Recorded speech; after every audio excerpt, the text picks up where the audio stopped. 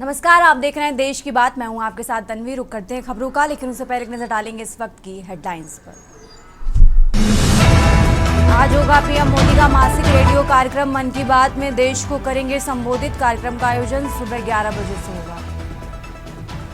जम्मू कश्मीर के शोपियां में आतंकवादी अदनान सफी पर बड़ी कार्रवाई। शोपियां पुलिस ने आतंकवादी अदनान सफी का घर किया ध्वस्त। कुपवाड़ा में एक शख्स को अज्ञात बंदूकधारी ने मारी गोली। घायल किए गए नागरिक हॉस्पिटल में मौत। दक्षिण मुंबई के बेलार्ड स्टेट इलाके में ईडी कार्यालय की इमारत में भीषण आग। किसी के हताहत होने की कोई खबर नहीं। पाकिस्तानी नागरिकों के सभी मौजूदा वीजा रद्द का फैसला आज से होगा लागू। पहलगाम हमले के बाद सरकार का आया आदेश। भीषण गर्मी के बीच आज से बदलेगा मौसम। दिल्ली से लेकर यूपी बिहार तक फिर बदलेगा मौसम।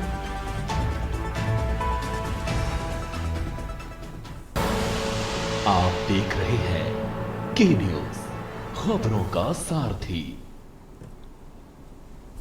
और चलिए अब रुक करते हैं खबरों का। देश की बात की शुरुआत करते हैं दिल्ली की खबर से। दिल्ली से बड़ी खबर आपको बता रहे हैं। आज होगा पीएम मोदी का मासिक रेडियो कार्यक्रम मन की बात में देश को संबोधित करेंगे प्रधानमंत्री नरेंद्र मोदी। कार्यक्रम का आयोजन सुबह 11 बजे से होगा। दिल्ली से बड़ी खबर आपको बता रहे हैं। मन की बात का 121वां एपिसोड का आज प्रसारण होगा। जमशेदपुर के नमन परिवार को मिला कार्यक्रम से सीधे जुड़ने का गौरव। तो पहलगाम आतंकी हमले को लेकर लोगों को जानकारी दे सकते हैं प्रधानमंत्री नरेंद्र मोदी। दिल्ली से बड़ी खबर आपको बता रहे हैं। जमशेदपुर के परिवार को इस कार्यक्रम से जुड़ने का मौका मिला है। पहलगाम आतंकी हमले को लेकर लोगों को जानकारी दे सकते हैं। तो आज होगा पीएम मोदी का मासिक रेडियो कार्यक्रम। दिल्ली से बड़ी खबर आपको बता रहे हैं।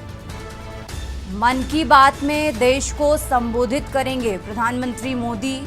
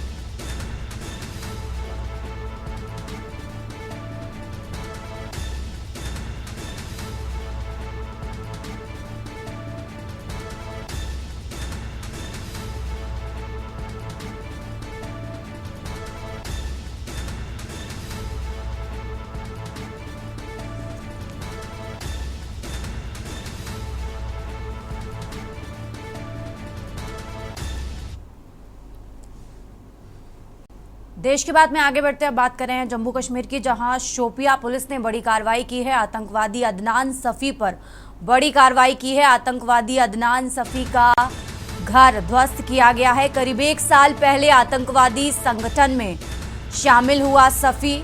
आतंकवादी अदनान सफी का घर ध्वस्त किया गया है। ये बड़ी खबर आपको बता रहे हैं। करीब 1 साल पहले आतंकवादी संगठन में शामिल हुआ सफी। तो शोपिया पुलिस ने बड़ी कार्रवाई की है। जम्मू कश्मीर से खबर आपको बता रहे हैं। आतंकवादी अदनान सफी पर बड़ी कार्रवाई की गई है।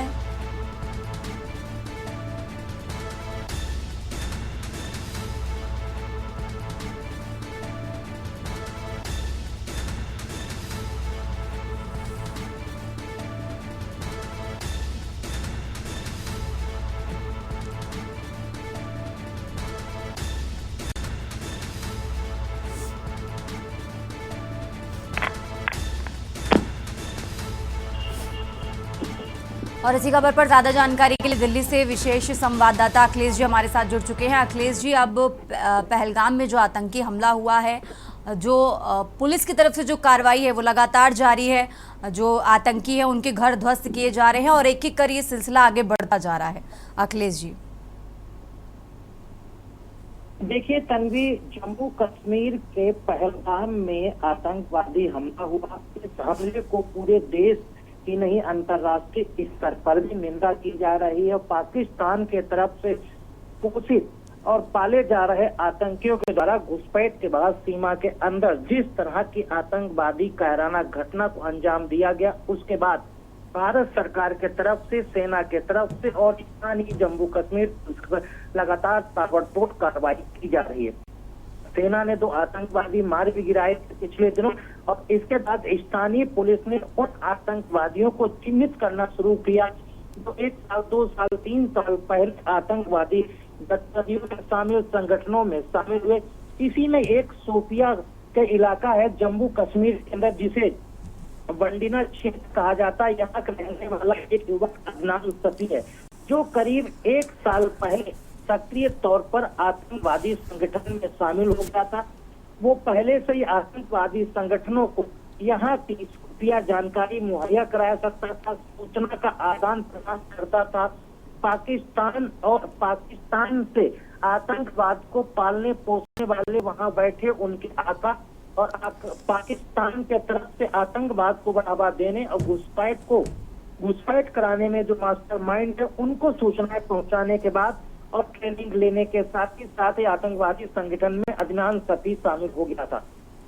पहलगाम घटने के बाद जम्मू कश्मीर की पुलिस ने उसके घर पर कार्रवाई की है।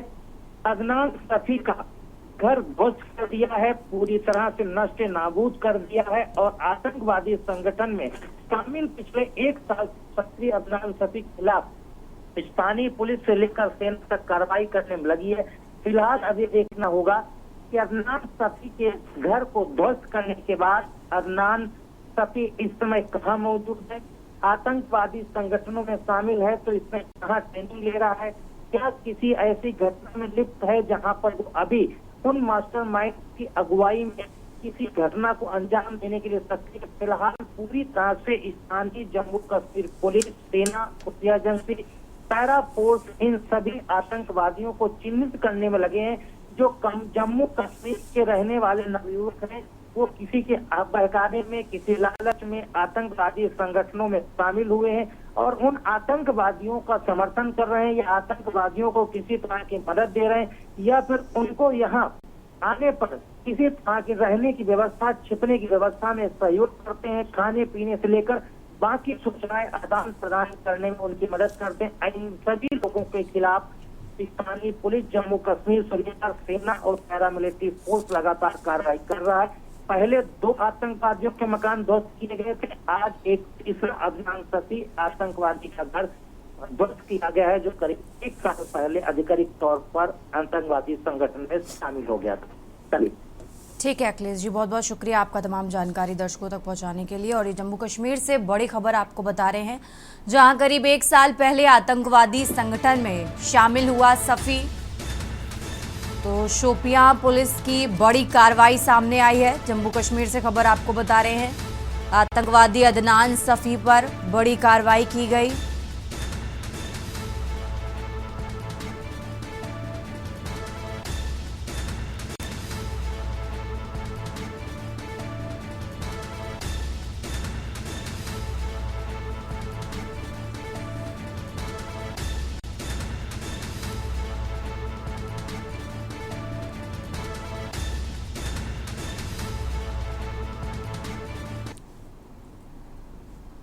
खबरों में आगे बढ़ते हैं। झारखंड विधानसभा के प्रतिपक्ष नेता पूर्व मुख्यमंत्री बाबूलाल मरांडी ने देश की वर्तमान पर बड़ा बयान है कि झारखंड के मंत्री हफीजुल अंसारी और पहलगाम धर्म पूछ हिंदू को मारने वाले आतंकवादियों में कोई फर्क नहीं है। उन्होंने कहा कि जिस तरह पहलगाम में आतंकवादी लोगों को धर्म पूछकर और उनके कपड़े उतार कर निहत्थे लोगों को मौत के घाट उतार दिया गया, वहीं झारखंड सरकार के अल्पसंख्यक कल्याण मंत्री हफीजुल अंसारी देश में पहले सरिया कानून को मानते हैं, फिर संविधान मानने की बात कहते हैं। बाबूलाल मरांडी ने कहा कि ऐसे लोगों की सोच पहलगाम के आतंकवादी की सोच से मिलजुलती है।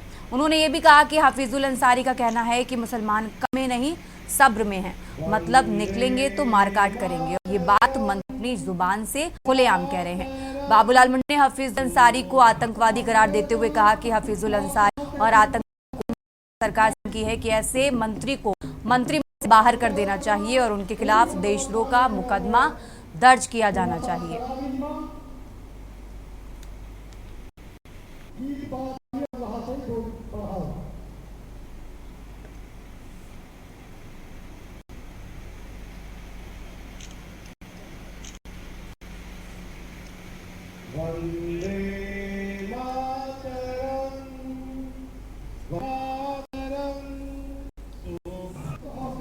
शपथ अगर वो तो मैं समझता हूं कि ये कह रहे हैं और आतंकवादी गोलियां चला रहे हैं। जम्मू कश्मीर पहलगांव में क्या हुआ, धर्म कलमा पढ़ा करके कपड़े उतरवा कर और उन लोगों को, तो मैं समझता हूँ हफीजुल अंसारी और आतंकवादियों में कोई अंतर नहीं। ये जुबान से कह रहे हैं और वो लोग गोलियां चला रहे हैं। और इसने कहा कि ऐसे लोगों को मंडल बर्खास्त करनी चाहिए और देशद्रोह का मुकदमा सरकार को। खबरों में आगे बढ़ते हैं। पहलगाम में हुए आतंकी हमले से देश भर के लोगों में गम और गुस्सा है। रायपुर स्थित विख्यात इस्लामिक केंद्र खानकाह आलिया रहीमिया कादरिया में आतंकवादियों और पाकिस्तान के खिलाफ जमकर नारेबाजी करते हुए प्रदर्शन किया गया और ऐसे लोग मुसलमान नहीं हो सकते। उन्होंने कहा तहसील बेहड इलाके के गांव रावपुर में स्थित विश्व विख्यात इस्लामिक केंद्र खानकाह आलिया रहीमिया कादरिया का आज़ादी में अहम योगदान रहा है। अंग्रेजों के खिलाफ चलाई गई तहरीक रेशमी रुमाल का सेंटर बनाया गया था। खानकाह में मुफ्ती मोहम्मद आमिर सईद रायपुरी के हक जोरदार प्रदर्शन किया गया और पहलगाम में आतंकी हमले में मारे गए लोगों को खिराजे अकीकत पेश की गई तथा घायलों के जल्द स्वस्थ होने की कामना भी की गई।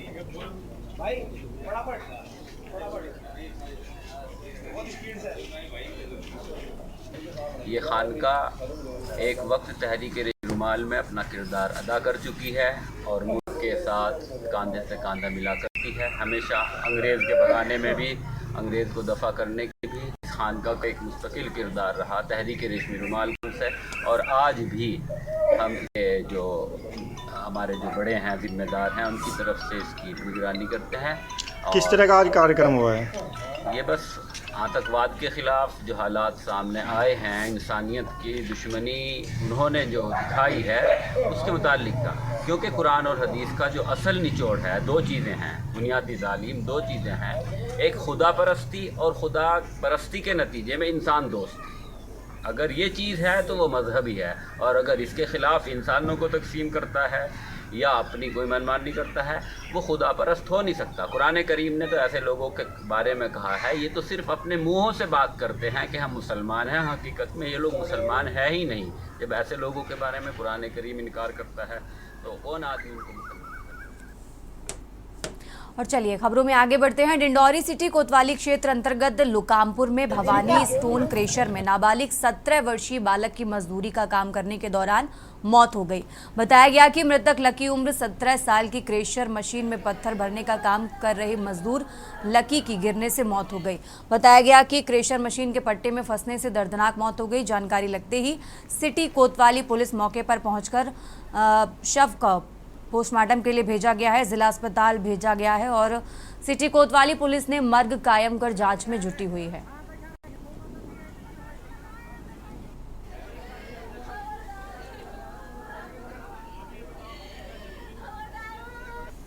ये लुकामपुर में एक रेसर की घटना है। लकी प्रवासी नाम का एक लड़की, ये लुकामपुर की घटना है। लकी बनवासी नाम का एक लड़के का शव पट्टे में लपटा हुआ मिला है, जिस पर हमारे द्वारा प्रथम दृष्टया मर्ग कायम कर दिया गया है और प्रेशर मालिक से भी पूछताछ कर अग्रिम कार्रवाई जो भी वैधानिक होगी हमारे द्वारा की जाएगी।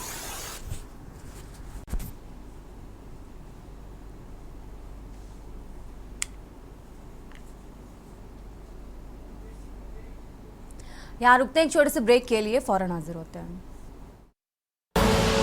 आप देख रहे हैं के न्यूज, खबरों का साथ। देश की बात में एक बार फिर से हाजिर हैं, रुक करते हैं खबरों का। मध्य प्रदेश सरकार के जनजातीय कल्याण विभाग मंत्री विजय शाह ढिंडोरी जिले के बैगा आदिवासी बाहुल वनग्राम सिमरधा में आयोजित वन अधिकार और पेशा कानून से संबंधित कार्यक्रम में शिरकत करने पहुंचे। वनग्राम सिमरधा में निवासरत विशेष संरक्षित बैगा जनजाति के लोगों ने मंत्री विजय शाह को जैसे ही बताया कि वन भूमि में सालों से काबिज होने के बाद भी उन्हें वन अधिकार पत्र नहीं दिया जा रहा है, इतना सुनते ही मंत्री ने कार्यक्रम में मौजूद अधिकारियों की क्लास लगा दी। अधिकारी मंत्री को गुमराह करने की कोशिश करते रहे, लेकिन बैगा आदिवासियों ने अधिकारियों की लापरवाही की पोल खोलकर रख दी।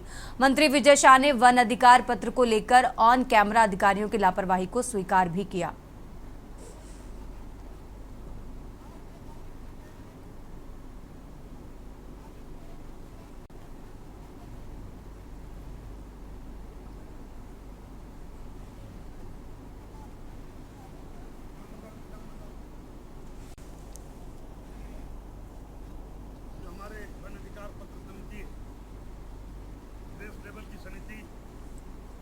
हमारे लेले जी भी साहब से, हमारे सांसद जी, हमारे पूर्व विधायक जी, हमारे पीएस और मैं स्वयं इस विभाग का मंत्री हूँ।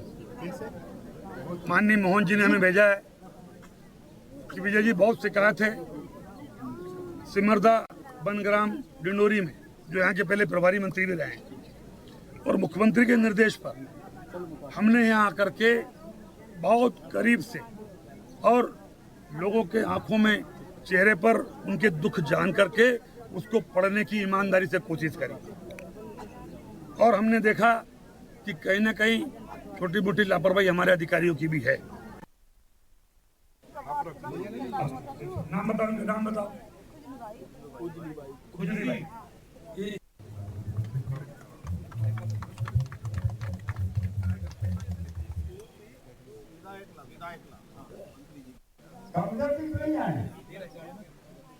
आप दोगे क्या? बताओ।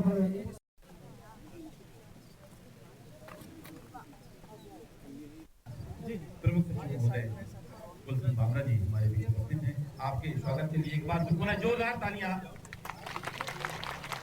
मर गए उस दिन, वो बच्चा नाबालिग था, आज वो बालिग हो गया है। बालिग होने के नाते उसको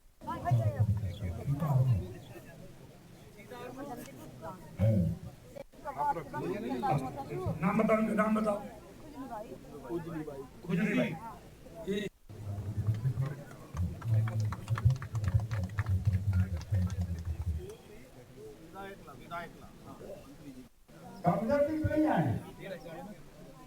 आप दोगे क्या? बताओ।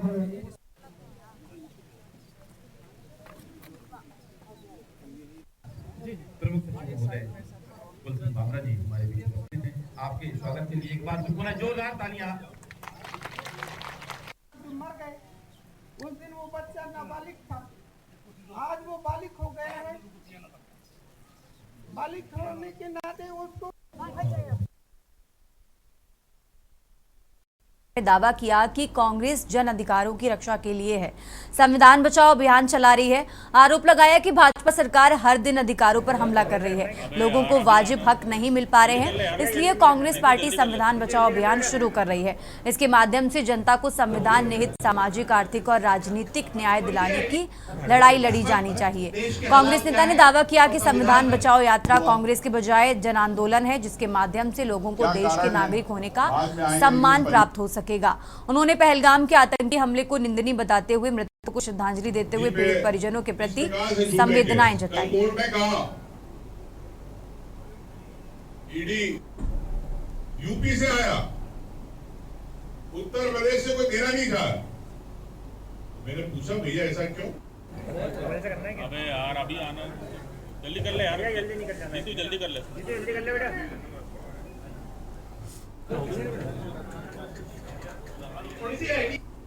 इस वक्त देश के हालात क्या हैं और संविधान पर हुआ क्या कारण है, बाद में आएंगे, लेकिन उस पर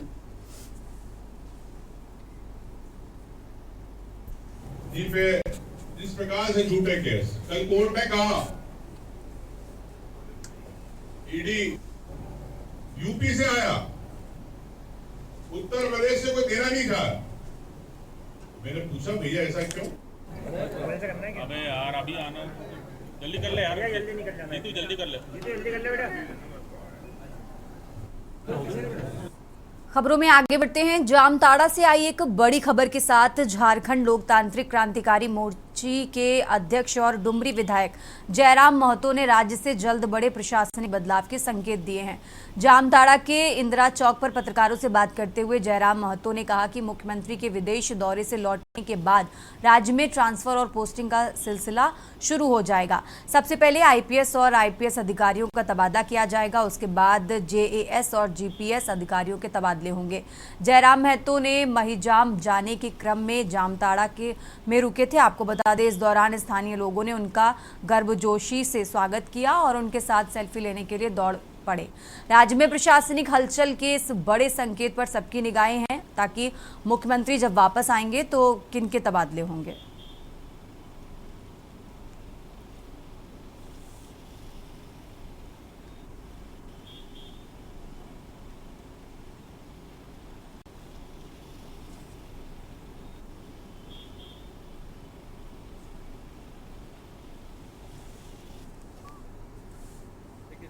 झारखंडियों के खिलाफ रहेंगे, उन मुद्दों को हम लोग लगातार विरोध करते हैं और जो झारखंड के हित में होना चाहिए उनकी हम लोग मांग करते हैं।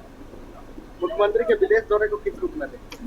देखिए, मुख्यमंत्री के विदेश दौरे को विशेष एक फॉर्मेलिटी है, मंत्री लोग जाते हैं, क्योंकि हम लोग विधायक लोग का भी टूर है साल में 2 बार का, तो टूर का जो फॉर्मेलिटी है, जो खर्च है, उसका अनुपालन कर रहे हैं। बाकी जैसे विदेश दौरे से माननीय मुख्यमंत्री वापस आएंगे, ट्रांसफर पोस्टिंग का दौर शुरू होगा। सबसे पहले आईएएस आईपीएस का होगा, उसके बाद फिर जेएस जेपीएस का होगा। और अब खबर जामताड़ा से है, जहां साइबर अपराध थाना की टीम ने एक बड़ी सफलता हासिल की है। साइबर ठगी करने वाले गिरोह का भंडाफोड़ किया है। पुलिस अधीक्षक को मिली गुप्त सूचना के आधार पर पुलिस निरीक्षक चंद्रमणि भारती के नेतृत्व में एक विशेष टीम ने करमाटांडा थाना क्षेत्र के ग्राम मोहनपुर के जंगल में छापेमारी की। इस दौरान साइबर ठगी करते हुए 3 अपराधियों को रंगे हाथों पकड़ लिया गया। गिरफ्तार अपराधियों में कबीर अंसारी, मोहम्मद रियाजुल अंसारी और मुकंदर मंडल शामिल हैं। इस पूरे मामले को लेकर जामताड़ा एसपी डॉक्टर एहतेशाम वाकारीब ने प्रेस वार्ता कर जानकारी दी। उन्होंने बताया कि इनके पास से 20 mobile phone, 34 SIM card, 2 ATM card और 1 पासबुक समेत कई सामान बरामद किया गया है। पुलिस के अनुसार ये अपराधी फर्जी बैंक अधिकारी बनकर आम लोगों को फोन करते थे और उनसे ठगी करते थे। गिरोह के सदस्य फर्जी एपीके ऐप और सिम कार्ड का इस्तेमाल कर बड़े पैमाने पर साइबर अपराध को अंजाम देते थे।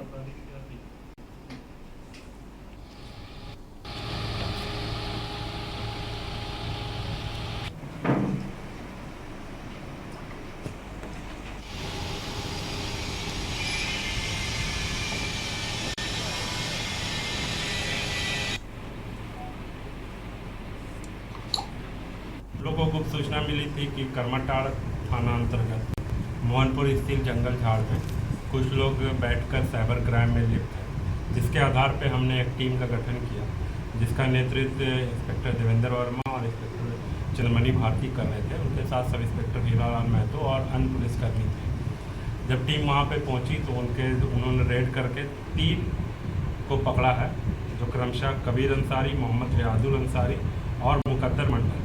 ये सभी 2 इसमें करमाटाड़ जामताड़ा के रहने वाले हैं, एक देवघर का, वहाँ पर बैठ के साइबर क्राइम कर रहा था। इनके पास से 20 mobile phone, 34 SIM card, ATM card 2, 1 passbook, 3 pan card, 2 आधार कार्ड और 2 वोटर आईडी भी मिले। ये लोग करते क्या थे कि बैंक के अधिकारी। खबरों का सिलसिला लगातार जारी है। फिलहाल यहाँ रुकते हैं एक छोटे से ब्रेक के लिए। आप देख रहे हैं ब्रेक से वापस आ चुके हैं, रुक करते हैं खबरों का। बात कर रहे हैं सोनभद्र की। सोनभद्र से खबर आपको बता रहे हैं, जहां ट्रेन की चपेट में आने से युवक की मौत हो गई है। पानी लेकर पिता की दुकान पर जा रहा था युवक और उसी दौरान ये हादसा हुआ। सोनभद्र से खबर आपको बता रहे हैं, मौत की सूचना मिलते ही परिजनों में कोहराम मचा। इंजन के धक्के से पटरी पर गिरा था युवक, कुछ दूर तक ट्रेन में फंसकर घिसटता रहा। घटनास्थल पर फिलहाल पुलिस पहुंची और पुलिस ने शव को कब्जे में लेकर आगे की जांच पड़ताल शुरू कर दी है। पिपरी थाना क्षेत्र के हाईटेक रेलवे क्रॉसिंग के पास की ये घटना आपको बता रहे हैं। फिलहाल पुलिस ने पूरे मामले की जांच पड़ताल शुरू कर दी है। सोनभद्र से खबर, जहां पिपरी थाना क्षेत्र के हाईटेक रेलवे क्रॉसिंग के पास की ये घटना, ट्रेन की चपेट में आने से युवक की मौत।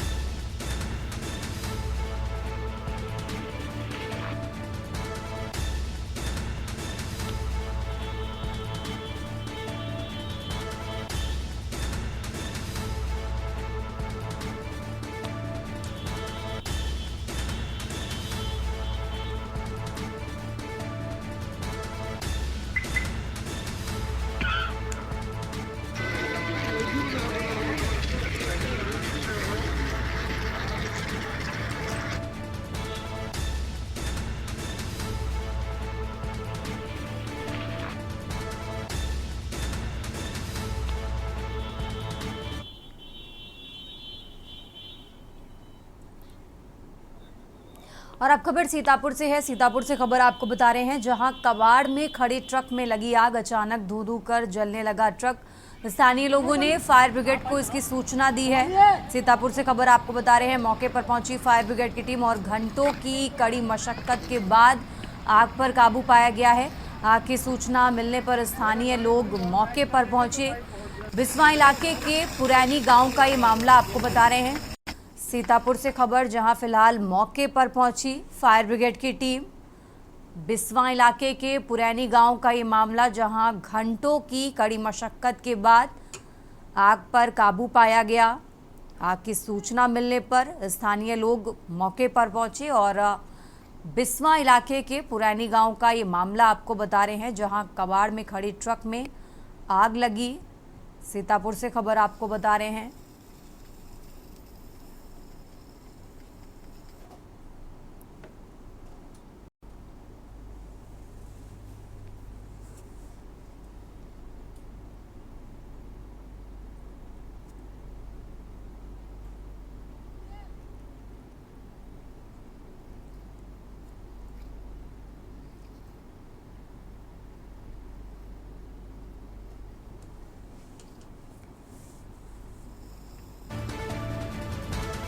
खबरों में आगे बढ़ते हैं। सीतापुर से एक और खबर आपको बता रहे हैं, जहां कोटेदार के खिलाफ एफआईआर दर्ज हुई है।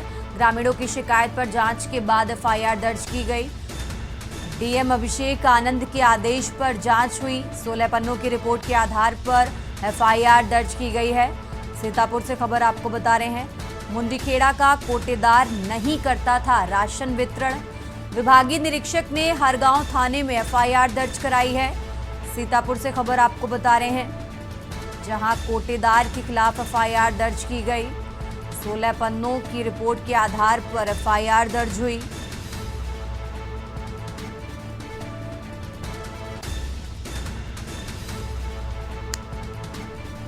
विभागीय निरीक्षक ने हरगांव थाने में एफआईआर दर्ज कराई।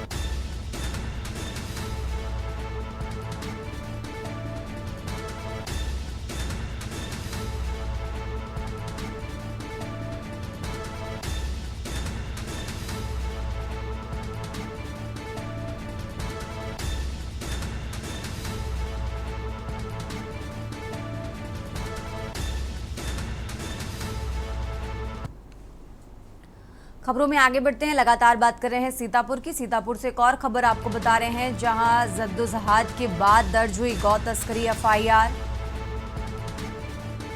एमएलए ज्ञान तिवारी ने रुकवाए गौवंश ले जा रहे 4 पिकअप।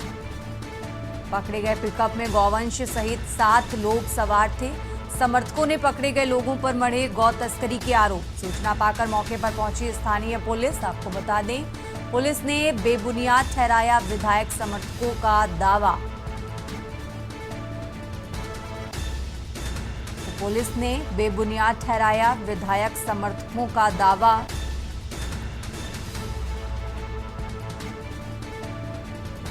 पुलिसिया मनमानी पर हंगामा करने को मजबूर हुए समर्थक। समर्थकों सहित विधायक के तेवर देखकर बैकफुट हुई पुलिस। तो आखिरकार पुलिस एफआईआर दर्ज कर वाहन सीज किए। जिले के रेउसा थाना इलाके का ये पूरा मामला आपको बता रहे हैं। सीतापुर से खबर।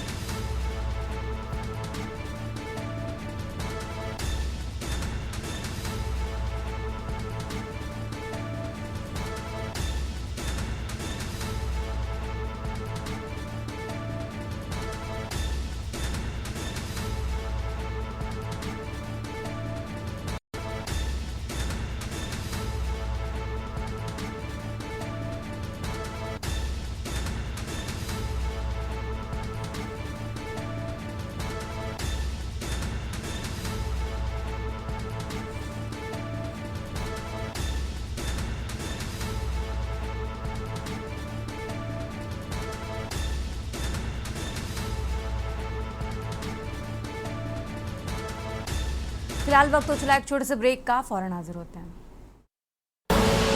आप देख रहे हैं के न्यूज, खबरों का सारथी। एक बार फिर से हाजिर हैं। रुक करते हैं खबरों का। बात कर रहे हैं रायबरेली की। रायबरेली से खबर आपको बता रहे हैं, जहां सड़क के किनारे पड़ी मिली 2 युवतियां। संदिग्ध परिस्थितियों में पड़ी मिली 2 युवतियां गंभीर रूप से घायल हैं। दोनों युवतियां फिलहाल हॉस्टल में रहने वाली बताई जा रही हैं। ये दोनों युवतियां, तो रायबरेली से खबर आपको बता रहे हैं, जहां प्रतापगढ़ के सांगीपुर की निवासी ये दोनों युवतियां बताई जा रही हैं। घायल युवतियों को ग्रामीणों की मदद से सीएचसी पहुंचाया गया है। सवाल ये है कि हॉस्टल से सड़क के किनारे कैसे पहुंची ये दोनों युवतियां, कुछ भी बताने में असमर्थ दिख रही। फिलहाल पुलिस पूरे मामले की जांच पड़ताल में जुटी है।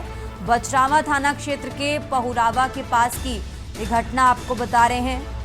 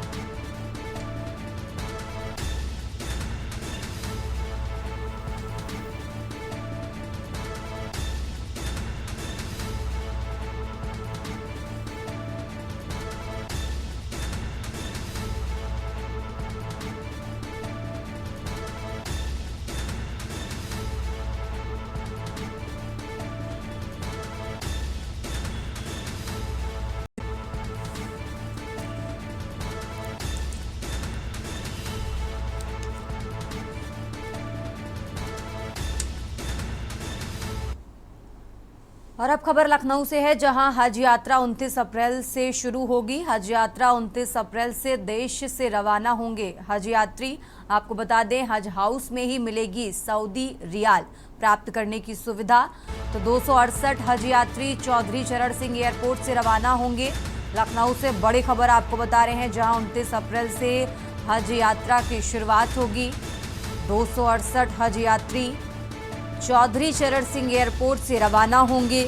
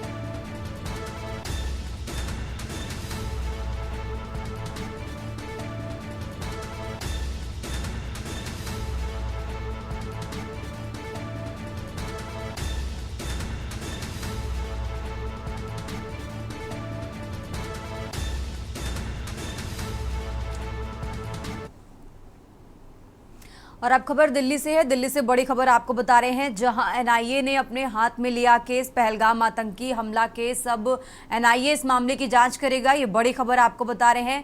पहलगाम आतंकी हमले की जांच अब एनआईए करेगी।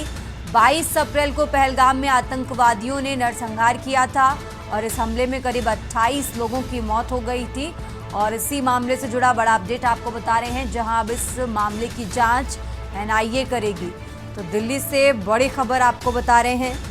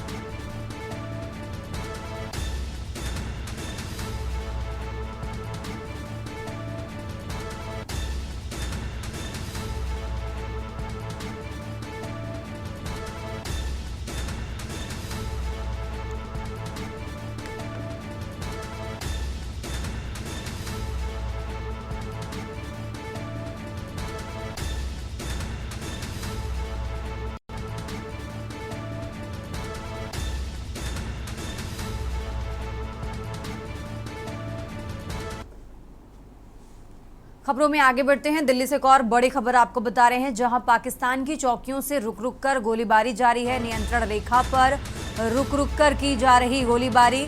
6 और 27 अप्रैल की देर रात से गोलीबारी जारी है।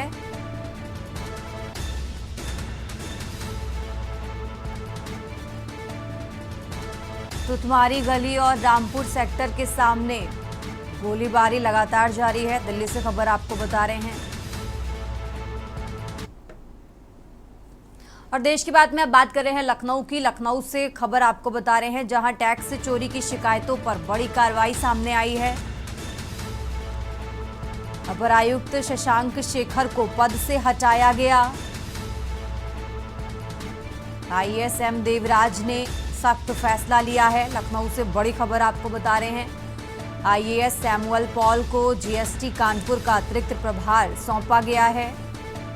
केसको एमडी को पहली बार मिली जीएसटी की जिम्मेदारी। तो लखनऊ से खबर आपको बता रहे हैं। और इसी खबर पर ज्यादा जानकारी के लिए हमारे साथ अभ्युदय अवस्थी, ब्यूरो चीफ, जुड़ चुके हैं।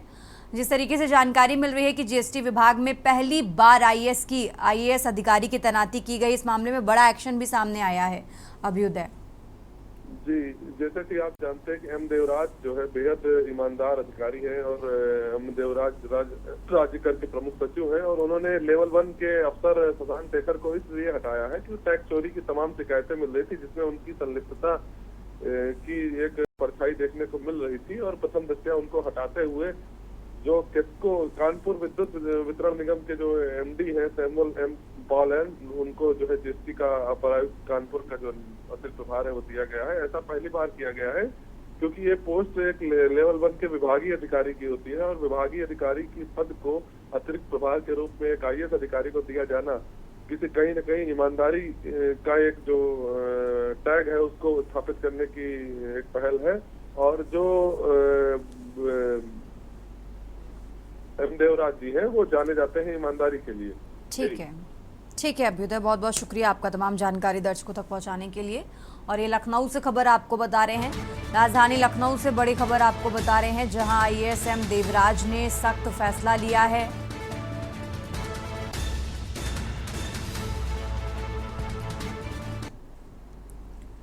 खबरों में आगे बढ़ते हैं, बात कर रहे हैं लखनऊ की। लखनऊ से एक और खबर आपको बता रहे हैं।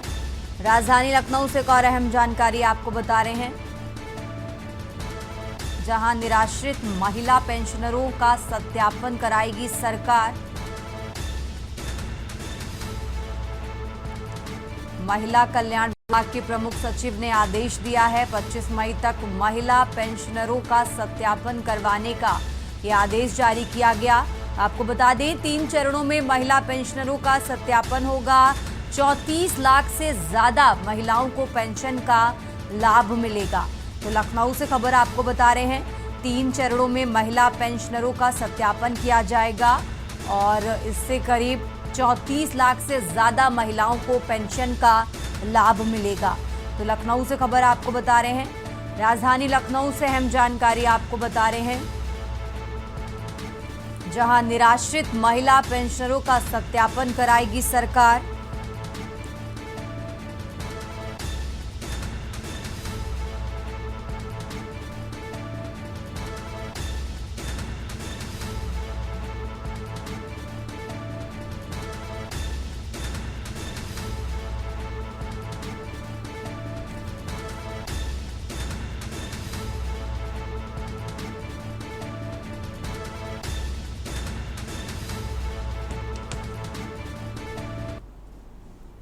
इस बुलेटिन में फिलहाल इतना ही। आप देखते रहिए के न्यूज इंडिया। आप देख रहे हैं के न्यूज, खबरों का सारथी।